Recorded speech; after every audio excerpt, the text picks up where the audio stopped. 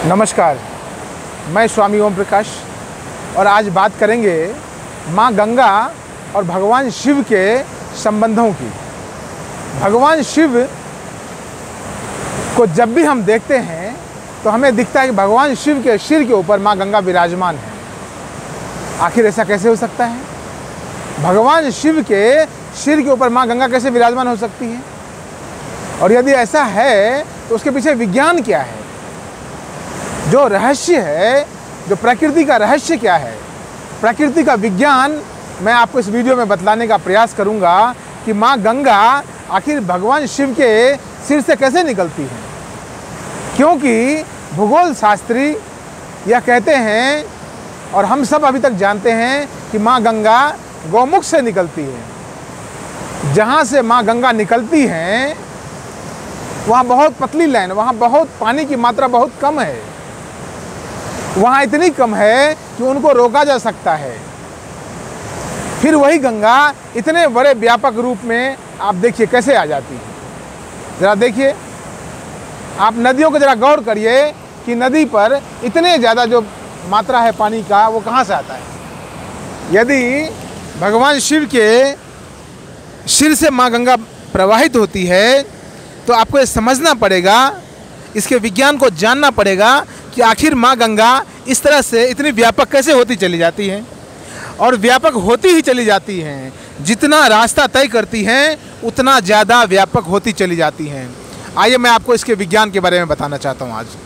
आप पहले देखिए इस सीन को, देखिए यह जो दृश्य है, देखिए इस माँ गंगा के पावन दृश्य को आप देखिए किस तरह से माँ हिलोरे मार रही हैं। इतना फोर्स है इस पानी में, इतनी ऊर्जा है इस पानी में, इतनी तीव्रता है इस पानी में, आप देख सकते हैं।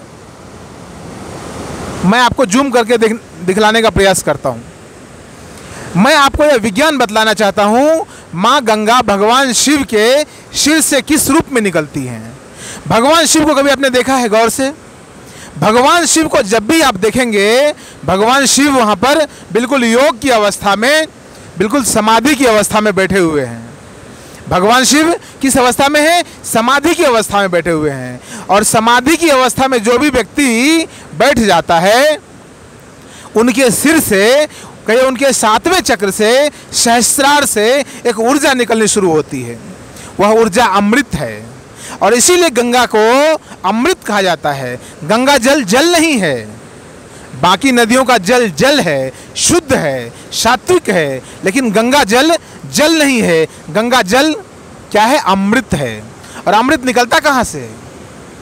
अमृत को निकलने के लिए तो आपको सहस्त्रार को जगाना पड़ेगा। शरीर में अमृत को जन्म देने की क्षमता है। शरीर में अमृत को जन्म देने की जो क्षमता है वह बस एक ही स्थान पर है, वह है सहस्त्रार चक्र पर। जी हाँ, हमारे शरीर में 7 चक्र होते हैं। उन 7 चक्रों में जो सबसे महत्वपूर्ण चक्र है वह चक्र है सहस्त्रार। वह सिर के ऊपर होता है और उसी चक्र से माँ गंगा अमृत के रूप में निकलती है। इसलिए गंगा जल को अमृत कहा जाता है। गंगा जल जल नहीं बल्कि गंगा जल एक अमृत है।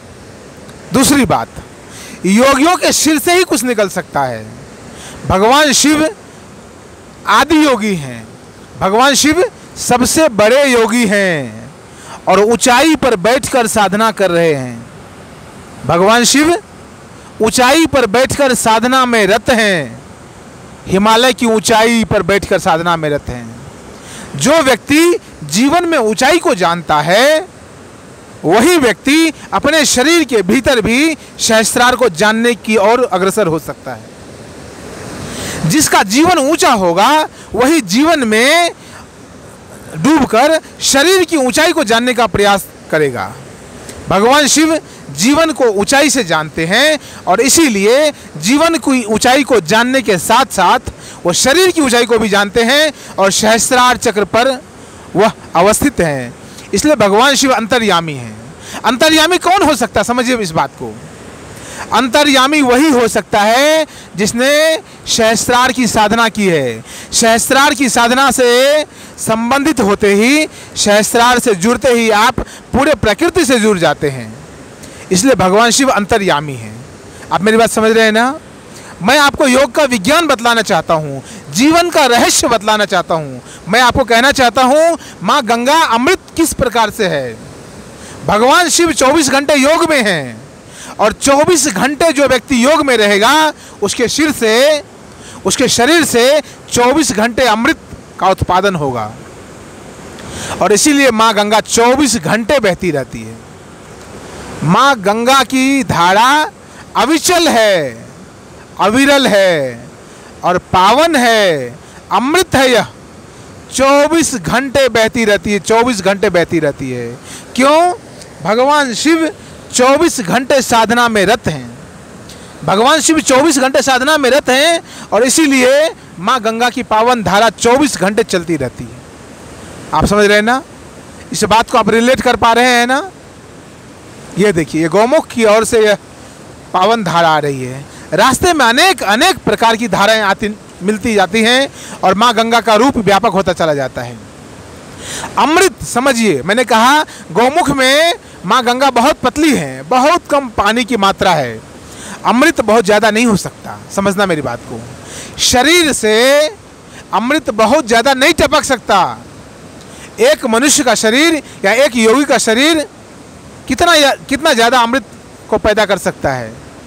वह अमृत चूँकि भगवान शिव के शरीर से पैदा होती है, वह अमृत चूँकि भगवान शिव के शरीर से जन्म होता है उस अमृत का, इसलिए वह अमृत इतनी पावन हो जाती है। इसलिए वह जल इतना सुंदर, इतना व्यापक हो जाता है। और भगवान शिव जैसे योगी के शरीर से अमृत निकल कर जिस भी जल में मिलती चली जाती है, वह जल उतना ज़्यादा पावन, उतना ज़्यादा समृद्ध होता चला जाता है। और अनंत वर्षों से गंगा बहती जा रही है। चूँकि अनंत वर्षों से भगवान शिव साधना में रत हैं। समझना मेरी बात को। अनंत वर्षों से गंगा बहती जा रही है क्योंकि अनंत वर्षों से भगवान शिव साधना में रत हैं। यह विज्ञान मैंने आपको बताया। यह योग का विज्ञान है या जीवन का विज्ञान है या अध्यात्म का रहस्य है जो मैं आपको बतलाना चाहता हूँ। एक तरफ हिमालय की ऊंचाई पर बैठकर भगवान शिव जीवन का अध्ययन कर रहे हैं, जीवन को जी रहे हैं, और दूसरी तरफ माँ गंगा को प्रवाहित कर रहे हैं अमृत के रूप में। माँ गंगा अमृत के रूप में भगवान शिव के शरीर से निकलती है और मनुष्य के कल्याण के लिए। भगवान शिव आखिर समाधि में क्यों हैं? भगवान शिव को क्या आवश्यकता है 24 घंटे समाधि में रहने की? भगवान शिव 24 घंटे यदि समाधि में है तो उसकी सबसे बड़ी वजह यह है कि भगवान शिव मनुष्य के उद्धार के लिए, मनुष्य के कल्याण के लिए भगवान शिव समाधि में रहते हैं।